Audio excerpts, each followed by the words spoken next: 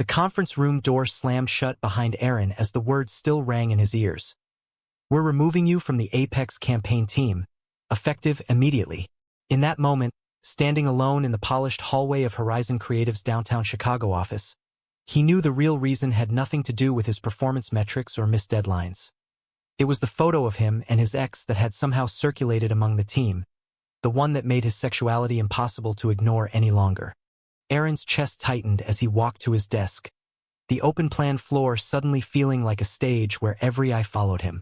Derek, the vice president who had led the vote, didn't even look up from his monitor. The others, marketing analysts, copywriters, account leads, averted their gazes or offered tight, professional smiles that didn't reach their eyes. Aaron had poured 3 years of late nights and weekend brainstorms into this firm, turning campaigns that no one else could salvage. Yet here he was, packing his laptop into a sleek leather bag while the Apex project, a multimillion-dollar rebrand for a conservative tech client, moved forward without him.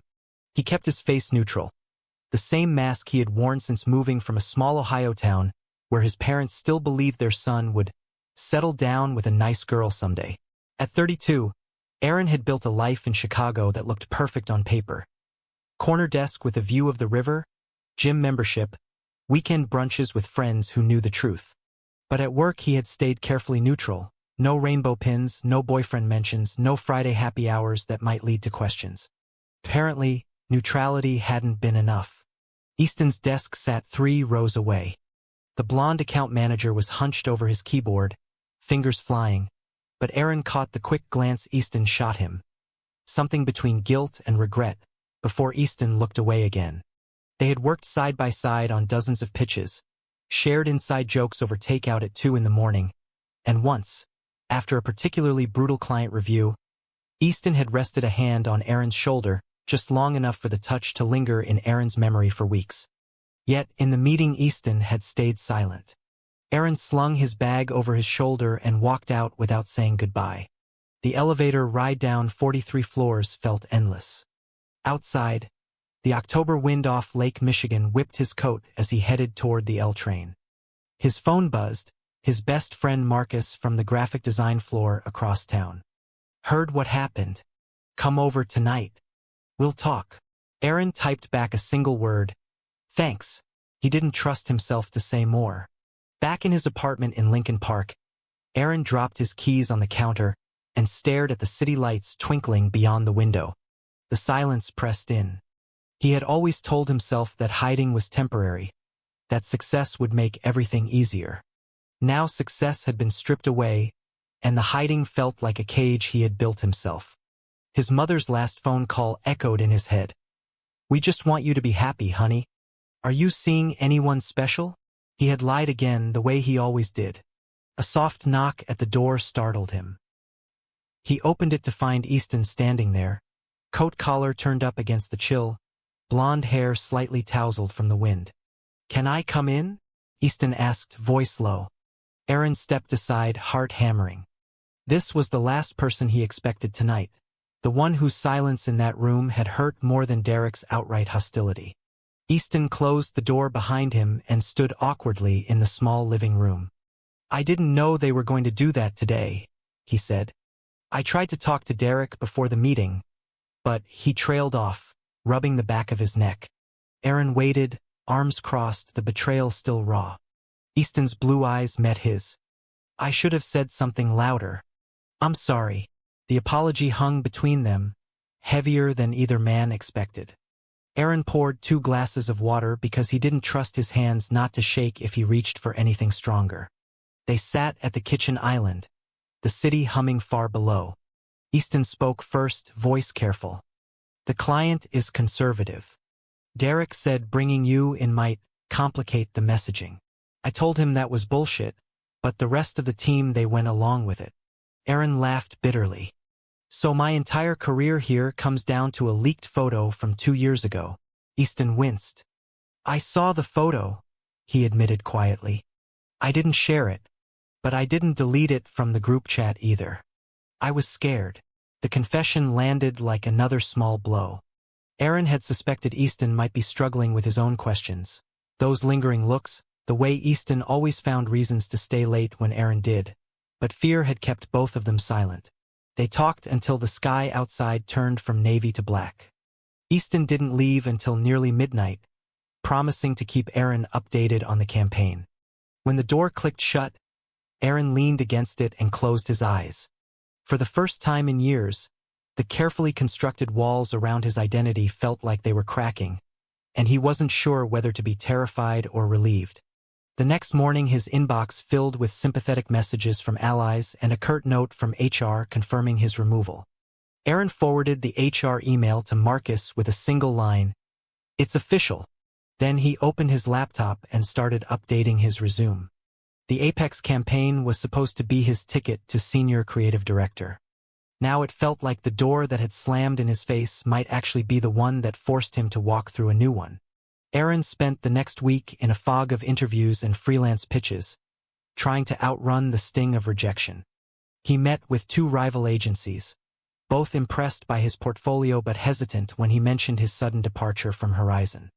"Office politics," he said each time, keeping the truth locked behind a professional smile. At night, he replayed the conversation with Easton, the quiet admission of fear that had somehow made the betrayal feel more human and more painful at the same time. Marcus dragged him to a quiet bar in Boys Town on Friday, insisting Aaron needed real people around him. The neon lights and easy laughter should have helped, but Aaron kept checking his phone. Easton had texted twice, once to say the campaign kickoff had gone okay, once to ask if Aaron wanted to grab coffee. Aaron hadn't answered either. On Saturday morning, Easton showed up unannounced at Aaron's building with 2 coffees and a paper bag of pastries. "I know you're mad," Easton said when Aaron opened the door in sweatpants. "But I also know you haven't eaten anything except takeout since Tuesday." They ended up on the rooftop terrace. The city spread out below them like a promise that hadn't been kept. Easton handed Aaron a croissant and started talking about the project. Derek changed the entire tone. "The client hates the new direction. We're already 3 days behind schedule." Aaron listened, the professional part of him itching to fix what he could already see was broken. But the personal part, the part that had started to trust Easton, kept him quiet. "Why are you telling me this?" he finally asked. Easton looked out at the lake, wind ruffling his hair. "Because I miss working with you, and because I've been thinking about that photo a lot. Not just the one that got leaked. I've been thinking about what it would feel like if it was my face in a picture like that." The confession hovered between them, fragile as the October leaves skittering across the roof. Aaron set his coffee down. "Are you saying what I think you're saying?" Easton nodded once, slow and deliberate. "I've never said it out loud at work. Hell, I've barely said it out loud to myself. But watching them push you out, it made me realize I've been hiding behind the same excuses you did." They sat in silence for a long time, the kind of silence that feels like the beginning of something rather than the end. Aaron told Easton about growing up in Ohio, the church youth group that taught him shame before he even understood desire, the careful distance he kept from his parents' weekly calls. Easton shared his own story. Small-town Indiana, football scholarship, the girlfriend he dated in college because it was easier than admitting the truth. By the time the sun dipped lower, the wall between them had thinned to something they could both see through. That evening, Aaron finally opened the group chat he had been ignoring. Messages from former teammates filled the screen. Some awkward apologies. One blunt note from a junior designer who had voted against him but now regretted it. Aaron didn't reply. Instead, he texted Easton, "Coffee tomorrow? My place." The reply came instantly, "I'll bring breakfast again." Sunday morning arrived with rain tapping against the windows. Easton showed up soaked, hair darkened by the downpour, and they spent the day side by side on Aaron's couch, reviewing the campaign brief Easton had smuggled out. Aaron couldn't help himself. He started sketching new concepts on a legal pad, the ideas flowing the way they always had when he felt trusted. Easton watched him, a small smile playing at the corners of his mouth. "You see things no one else does," he said softly. By late afternoon, the rain had stopped and they stood at the window watching the city steam dry. Easton's shoulder brushed Aaron's. Neither moved away. The touch was innocent, yet it carried the weight of every unspoken glance they had ever shared. When Easton left that night, he paused at the door. "Whatever happens with the project, I'm glad I came over." Aaron nodded, throat tight. "Me too." Monday brought the first real crack in the campaign. The client called an emergency meeting.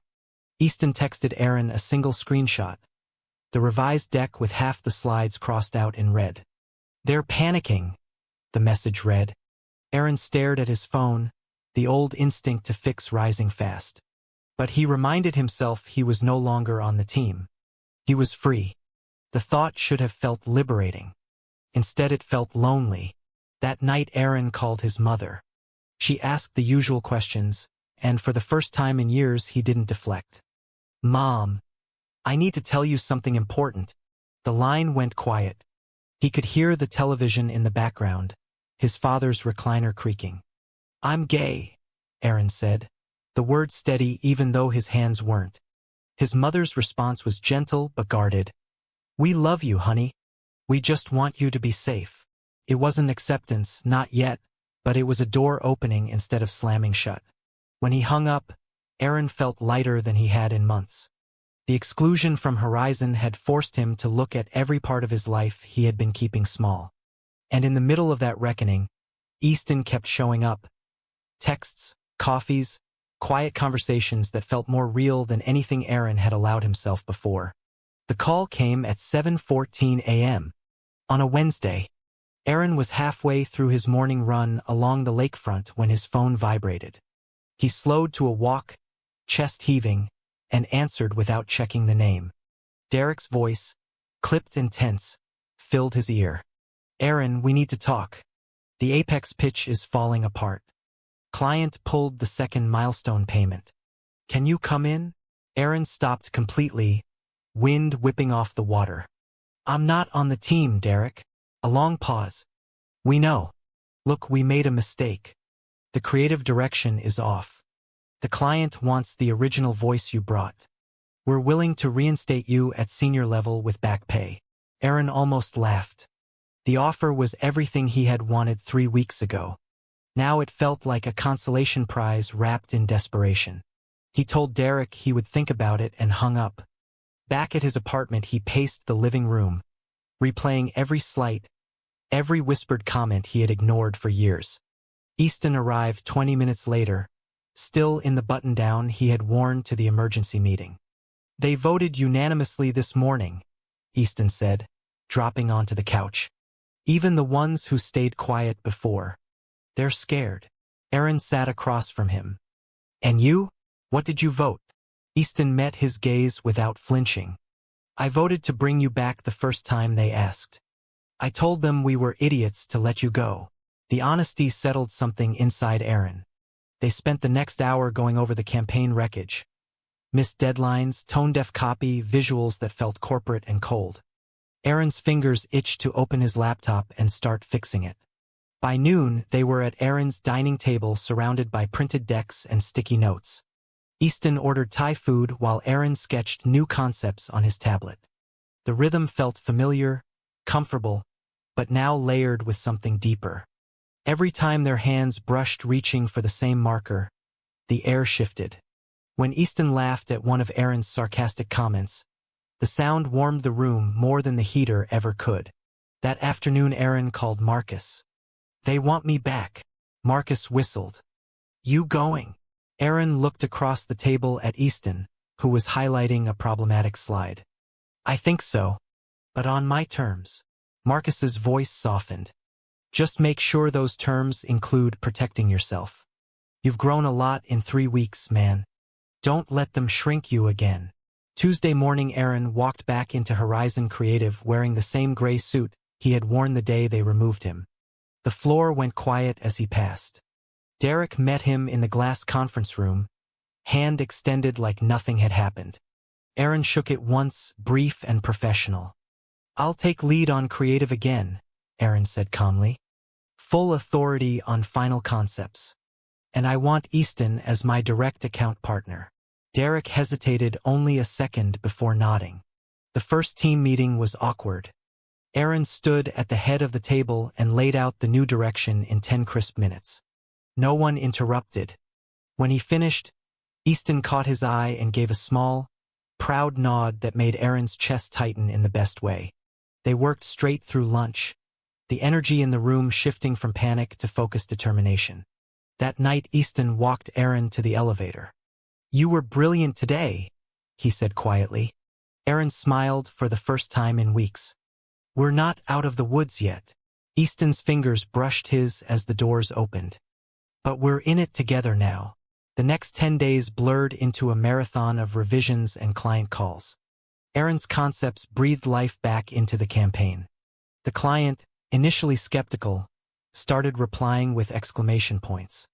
Easton handled every account detail with a steadiness that let Aaron focus on the creative.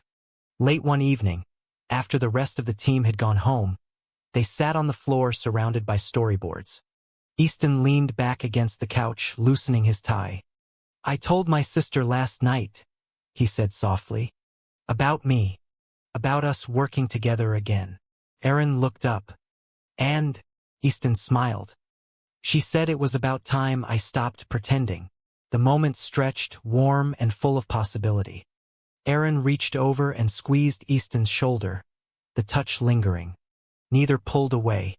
The city lights twinkled outside, and for the first time since the door had slammed 3 weeks earlier, Aaron felt like he was exactly where he was meant to be.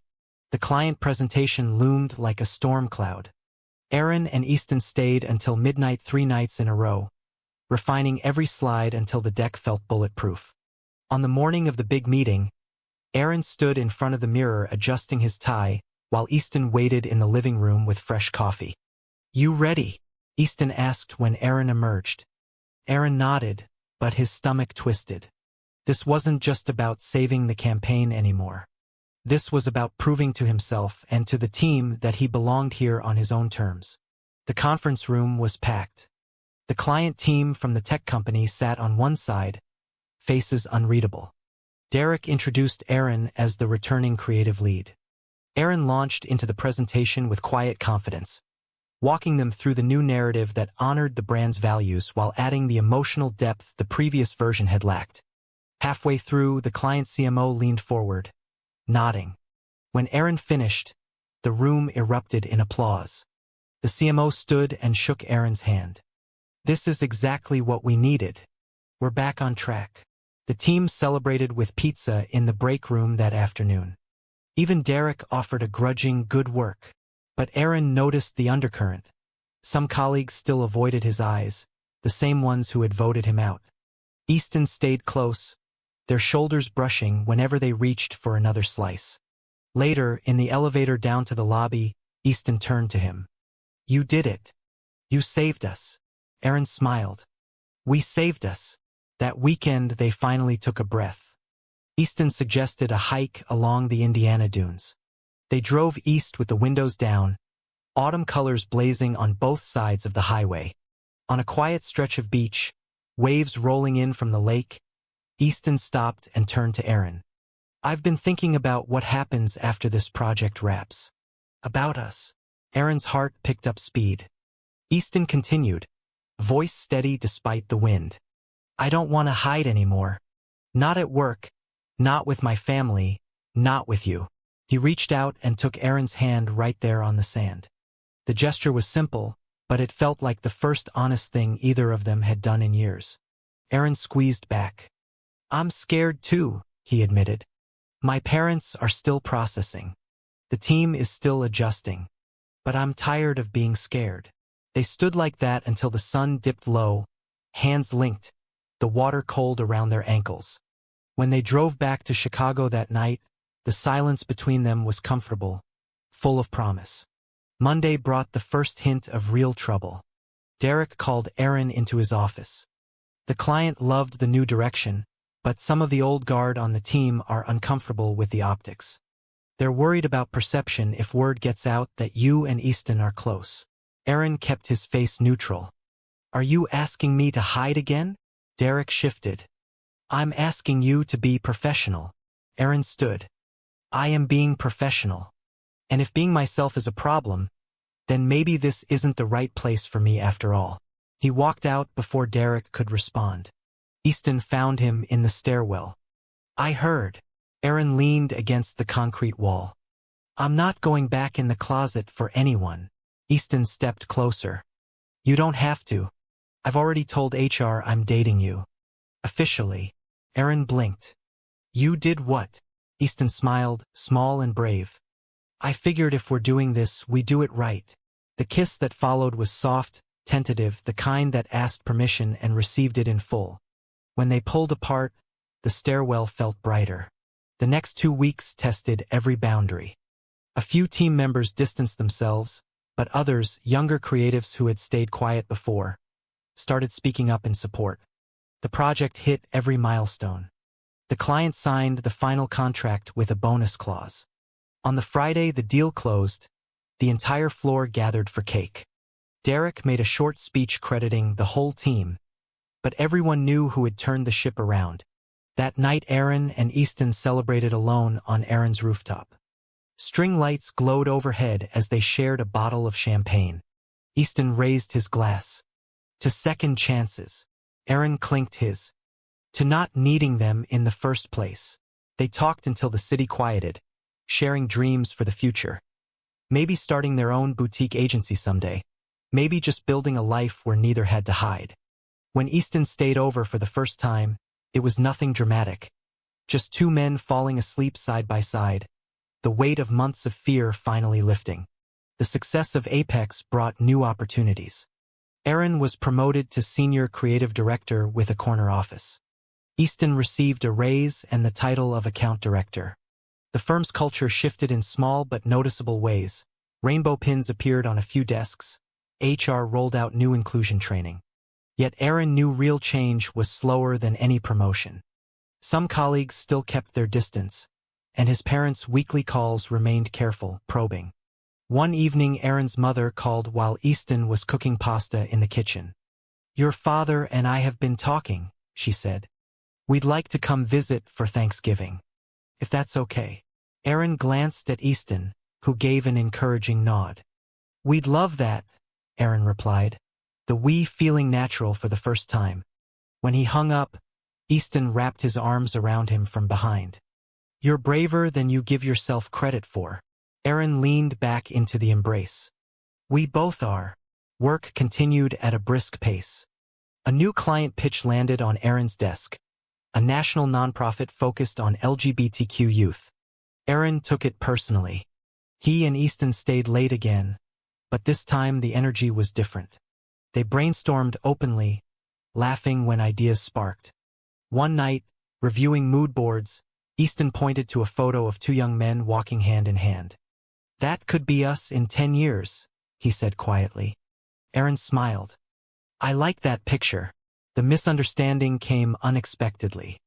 A junior account executive saw Easton leaving Aaron's office late and started a rumor that Aaron had only been brought back because of their relationship. The whisper reached Derek, who called them both in. I need to know this isn't clouding your judgment, he said. Aaron's temper flared. My judgment saved this firm millions. My relationship with Easton has nothing to do with that. Easton stepped forward. And if anyone has a problem with it, they can talk to me directly. Derek backed down, but the conversation left a bitter taste. Aaron and Easton argued that night for the first time. Maybe we should keep things quieter at the office, Easton suggested. Aaron shook his head. I spent years keeping quiet. I'm not doing it again.